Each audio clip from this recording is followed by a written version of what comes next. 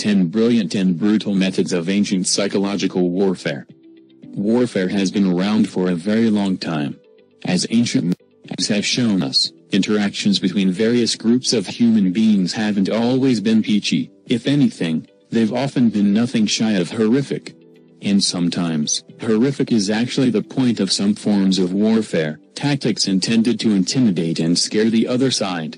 Such is the nature of psychological warfare, and it, too, has been around since humanity's inception, beginning way back in prehistoric times when the first group of Paleolithic men decided to scream before charging an enemy in an attempt to startle and cause a deep, primal fear within their opponents before they struck. 10. Occupation. Alexander the Great employed psychological warfare in ways that were quite novel at the time, and the results were outstanding, as the massive empire he forged shows us. What most people think about when they think of psychological warfare is pure intimidation, but as von Clausewitz said, all warfare is political. Alexander used a new tactic that he invented to expand his empire, one the Romans would later use as they became a powerful military force, and that tactic contained a beautiful mixture of friendly alliances and intimidation. See, before Alexander, military leaders would march through a city, plunder the goods, often execute the men and keep the women, and then burn it to the ground. Alexander changed this by leaving a certain amount of his troops and forces behind, leaving the cities standing, and making friends with the social elites of each conquered culture so that those defeated foes could then adopt Greek culture and become assimilated into the empire. 9. Timing. Cyrus the Great was a military leader and conqueror who would rise to become the leader of the Achaemenid, or Achaemenid, Empire, also known today as the Persian Empire. Initially, Cyrus conquered many local cities in the area of modern-day Iran, and then he set his sights on a bigger prize, the city of Babylon, and he successfully took it by employing psychological warfare. Cyrus showed through psychological warfare that if you show up at just the right time, you can win a war and claim a city with a minimal fight. Cyrus waited until things were ripe in Babylon, an ancient city with very powerful and respected priests, who the nation's leader, Nabonidus, had seriously pissed off right before Cyrus showed up. The Babylonians had come to believe that their leader had disowned their major god, Marduk. The priests of the Babylonian religion saw this as a major transgression, and to top all of this off, Nabonidus had been on a military conquest for 11 years, hoping to control and dominate trade routes in the area. It seems he'd been gone for so long that his own people began to dislike him, though he'd left his son in his place to hold down the fort. Cyrus not only capitalized on this but had instigated it all along, sending representatives into the city to slowly spread propaganda until the people were totally fed up with their king. This process took years. 8. Political clout.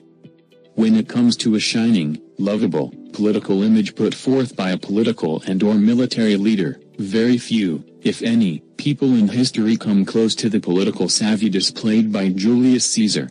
From the first triumvirate to the treatment of the Gallic tribes north of Rome at the time, Caesar was a master manipulator in the name of furthering his political and military aspirations. The Celtic warriors of Gaul had conquered the city of Rome after laying siege to it in 390 BC. Now, in 58 BC, Caesar wanted payback after centuries of skirmishes between the loose-knit band of ethnically and culturally similar tribes that composed the unofficial nation of Gaul, and he got it by starting with a smile. Initially, Caesar was trying to attack a nearby resource-rich nation and not actually Gaul, though Gaul was always on the back burner. At first, Caesar took it upon himself to go make friends with the Gallic tribes in the area. He became well liked among the local tribes and was welcome in the area. But little did the Gauls know that Caesar was planning on totally dominating the unofficial nation at a later point. 7. Impalement. It's quite obvious how a mass of impaled human bodies might intimidate and dissuade an invading army, making it reconsider its effort in your territory. Even if it did not, it would serve to strike fear into the hearts of the combatants who sought to conquer your land and take your riches. Thousands of years before Vlad the Impaler came on the scene, there was Assyria.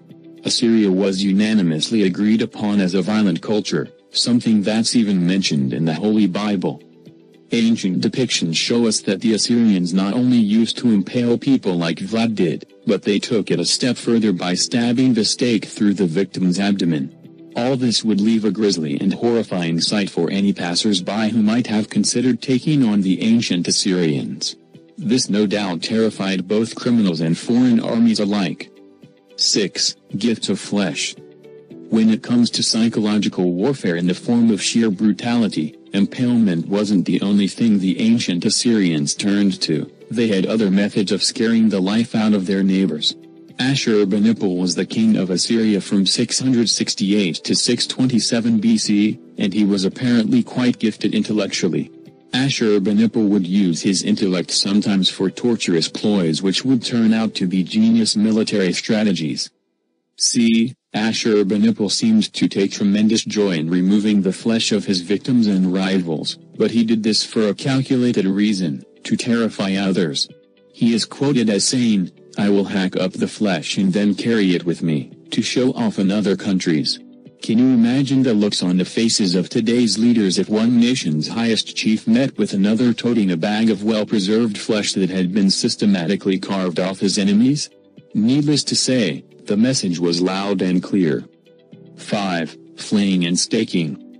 Another notable tactic of highly intimidating psychological warfare from ancient Assyria, the real ancient kings of brutality, was called flaying and staking.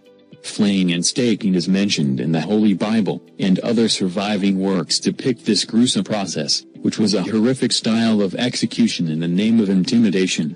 It began with flaying the offender, usually a provincial governor of a conquered territory who refused to bow to the mighty Assyrian rule. The Assyrians would skin the person alive but not quite until death, just enough to make them suffer and to gather enough skin to place around the walls of wherever they were in order to scare off any rival armies.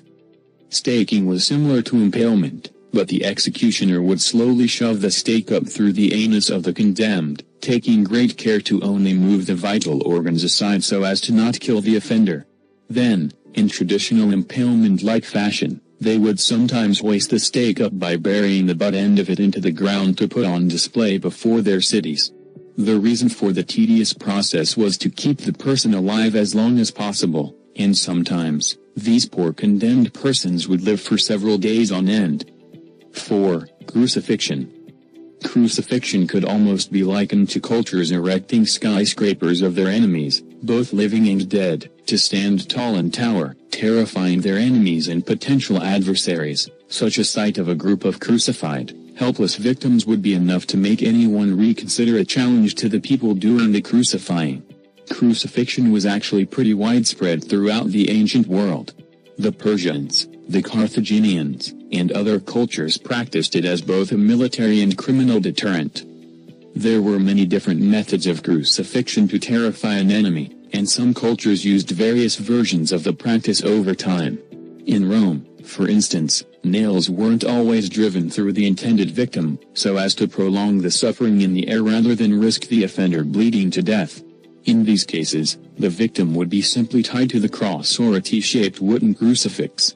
Then the bones would be bent and misshaped and often broken to increase suffering, and the victim would be erected into the air for all to see. Many people died slowly as birds ate their flesh over a series of days. 3. Siege. Siege warfare relied on extremely powerful psychological tactics to force the enemy into submission. Siege warfare still remains a potent tool in the military commander's toolbox that is often dug out even today. A war of attrition is where the forces of one military attempt to wear down the forces and supplies of another army and have long been a very powerful weapon, trading a quick conquest for the slow and certain collapse of decay. The side with the greatest access to resources over time intentionally prolongs the war to wear down the other side's supplies. Laying siege to a city often meant surrounding it in the form of a blockade, to cut off all supplies inbound and outbound, and then simply waiting. Slowly waiting for the enemy within the city limits to burn through all of their available resources, such as food and fresh water. As people began to slowly starve and resemble skeletons, they more often than not became much more willing to negotiate a peaceful solution, and if they wanted to fight, their weakened, starved armies didn't pose a very serious threat. In the most extreme of cases, cities under siege often turned to cannibalism as a last resort if their leaders refused to concede to the army surrounding them. The psychological effects of such tactics are as obvious as they are terrifying. 2. The Helipolis. And then there came the Helipolis, the taker of cities. This ancient marvel was a terrifying sight to behold, a massive, mobile tower that could effectively take any city by giving the persons on board a higher vantage point from which to fight downward while they climbed over the walls of the enemies they fought. This mobile skyscraper would be rolled into battle on its 8 wheels by hand, pushed slowly and intently toward the enemy. Imagine that it's the 4th century BC, and suddenly, approaching upon the horizon, you see the largest chariot you've ever seen, the size of a modern-day high-rise building, slowly creeping toward you as you hold out at your fortification. The terrifying sight must have been an absolute nightmare to behold, as those on the receiving end of the slow-moving Helipolis knew the city walls that they'd relied on their entire lives were absolutely useless. 1. The Brazen Bull. The Brazen Bull was a torture device used in ancient Greece. Note that some historians believe its existence was a tall tale, others say there is sufficient evidence that it was real. The ancient Greeks didn't often venture into the outside world to conquer aside from Alexander the Great, a period of unification, as the various city-states were typically fighting among themselves. The Brazen Bull was developed in the 6th century BC for the ruler Phalaris as a method for executing criminals, all while sending a clear and tyrannical signal to any would-be rivals. Parallos of Athens was the man who invented it, creating a brass bull that had a striking resemblance to the real thing. This brass bull was hollow on the inside, with an opening in the side of it that could be shut and locked from the outside. The carved-out nostrils and mouth were the only ventilation from the inside of the bull. After someone was convicted and condemned, they would be placed inside the bull, and a fire would be set beneath it. Because metal transmits heat quite well, the brass would heat up and cook the person inside alive. The screams and cries of the condemned surely sent a clear message: don't mess with Phalaris.